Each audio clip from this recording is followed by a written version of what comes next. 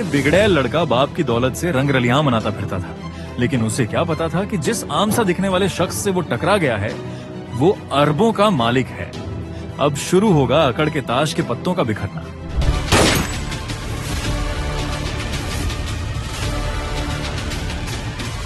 अगर तुम सबका घर का ड्रामा खत्म हो गया हो तो मैं शुरू करूं?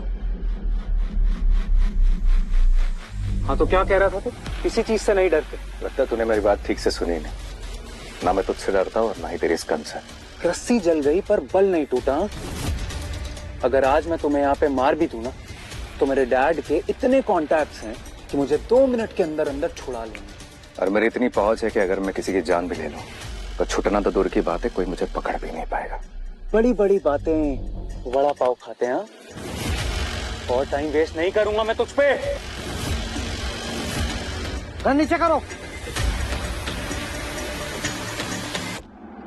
डैड ने कहा गन नीचे करो, गन नीचे करो अभी कभी। क्या कर रहे हो? Lost your mind? डैड आप यहाँ कैसे? तुमने मुझे जब कॉल पर बोला कि मैं किसी की जान लेने जा रहा हूँ तो मैं क्या हाथ पर हाथ धरे बैठा रहूं? थैंक गॉड कोई तो है फैमिली में जिसके पास दिमाग है। वो नहीं है। डैड यही है वो जिसने मेरा कॉलर पकड़ा था, जिसने सबके सामने मेरी बेइज्जती करी थी। यही है वो। क्या? कौन हो तुम? तुम्हारी इतनी हिम्मत कैसे हुई मेरे बेटे पे हाथ उठाने की? शक्ल और कपड़ों से तो कोई झोपड़पट्टी में रहने वाले लगते हो। बाप और बेटे दोनों एक ही थाली के चट्टे बट्टे हैं, एक मूर्ख तो दूसरा महामूर्ख। अब पता चला मेरा बेटा तुम्हारी जान लेना क्यों चाहता था। चौवनी की औकात नहीं और बनने निकले 2000 की नोट। लेकिन नोट और सिक्के तो बंद होते रहते हैं, मैं ना पूरा के पूरा बैंक, समझे? पार्टी में फ्री के दारू मिल गई तो ज्यादा पी ली है, इसीलिए बड़ी बड़ी डींगे मारे। नहीं, एक बूंद भी नहीं पी है। इसकी औकात है क्या इतनी महंगी ड्रिंक अफोर्ड करने की? ये तो बिना पिए ही ऐसी बहकी बहकी बातें कर रहा है। एक्सपेंसिव? कितनी एक्सपेंसिव? जरा मैं भी तो देखूं। ये कितने की है? 10,000?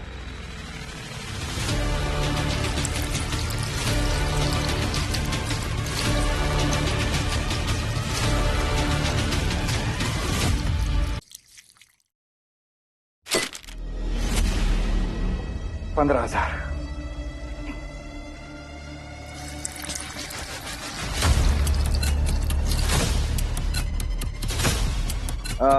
ये 20,000।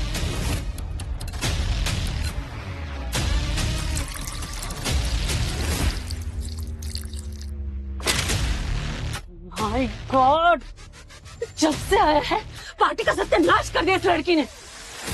और करो डेट ऐसे छपरी को। Dad I am telling you, ऐसे लोग जिंदा रहना डिजर्व ही नहीं करते। मैं अभी सीएम से बात करता हूँ। इस जमीन पर रेंगने वाले कीड़े को आज मैं कुचल के रखूंगा। मैंने तुम्हें वार्न किया था कि हम दोनों का स्टेटस मैच नहीं होता, लेकिन तुम नहीं मानी। अब भुगतो। मेरे जूते पर अपनी नाक रगड़कर माफी मांग लो, आसान मौत दे दूंगा तुम्हें। कौन किसको मौत के घाट उतार रहा है?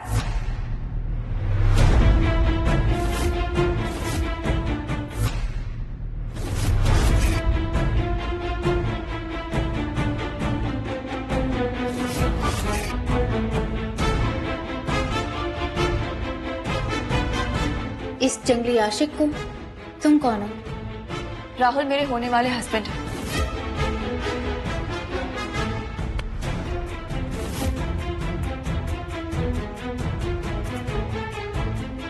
किसी को कोई प्रॉब्लम? और तुम कौन? सुना नहीं तुमने? मैं इनकी होने वाली वाइफ।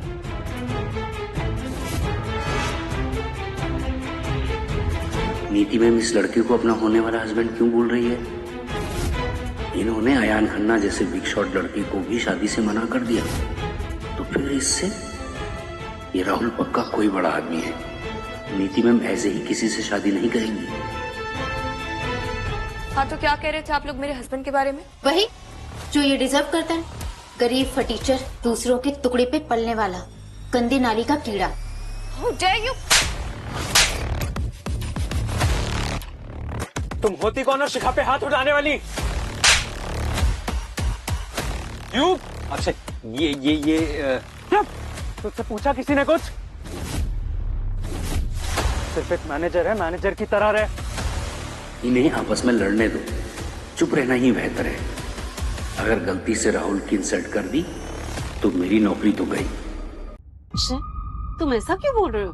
और नहीं तो क्या। ध्यान से देखो इस लड़की को, इतनी खूबसूरत, एकदम टिप टॉप, वेल मैनर्ड, किसी एमएनसी के सीईओ की तरह खुद को प्रेजेंट करती है। ऐसी लड़की भला राहुल से क्यों ही शादी करेगी? राहुल इसे रेंट पे लाया है। बेवकूफ, वो सच में इंस्पायर ग्रुप की होने वाली सीईओ है। यू आर राइट अक्षय, जिसे मैंने शादी करने के लिए मना कर दिया, उससे कोई हाई स्टैंडर्ड की लड़की शादी क्यों करना चाहेगी? All this is fake. What were you thinking कि तुम किसी सुंदर सी लड़की को लेकर आओगे रेंट पर, मुझे जेलस फील कराओगे और मैं तुम्हारे साथ जाने के लिए रेडी हो जाऊंगी? राहुल ने तुम्हें कितने पैसे दिए हैं बताओ, मैं तुम्हें उससे डबल पैसे दूंगा, सिर्फ सच बोलने। सच सुनना चाहते हो ना तुम? तो सुनो, तुमने जो कहा वही सच है। मैं एक्चुअली एक बहुत बड़े कंपनी की सीईओ हूँ। फाइनली मैम ने अपनी आइडेंटिटी रिवील कर ही दी। फेक सीईओ, फेक ब्रांड्स के कपड़े पहनने वाली, तुम्हारे इन्फॉर्मेशन के लिए एक बात बता दूं, इंस्पायर की रियल सीईओ आने वाली है, तो तुम्हारे लिए यही बेटर होगा कि तुम यहाँ से जल्द निकल जाओ। तुम मेरे कपड़ों को फेक कह रही हो, और तुमने जो पहना है वो ना तो वो फर्स्ट कॉपी है, ना ही वो सेकंड कॉपी है, थर्ड कॉपी है। ये लड़की, जबान संभाल के मेरी बेटी के बारे में एक शब्द और कहा ना तो जबान खींच लूंगी, समझी? अभी भी वक्त है, निकल जाए यहाँ से।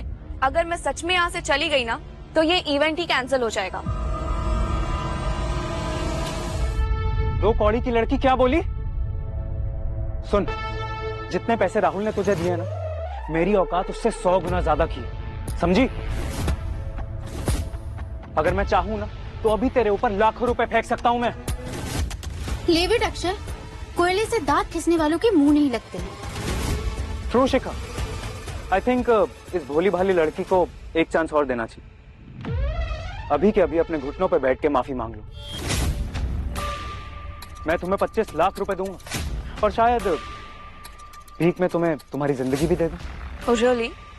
पर जिस राह पे तुम चल रहे हो, जैसी तुम्हारी हरकतें हैं ना, मुझे तो तुम नजर आ रहे हो अपने घुटनों पे बैठ के मुझसे माफी मांगते हुए।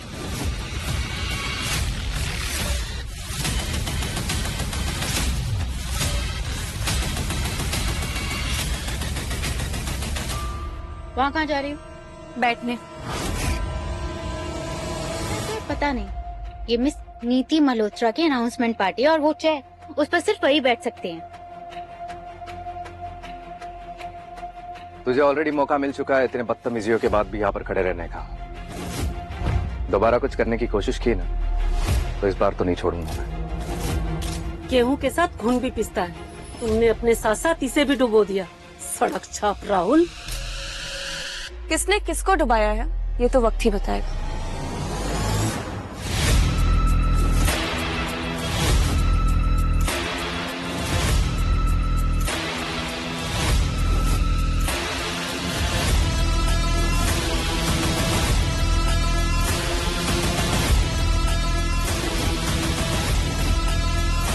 हाउ डेयर यू, तुम्हारी इस चेयर पे बैठने की हिम्मत कैसे हुई? ये नीति मैम की चेयर है, इस पर सिर्फ वही बैठ सकती है। चलो उठो।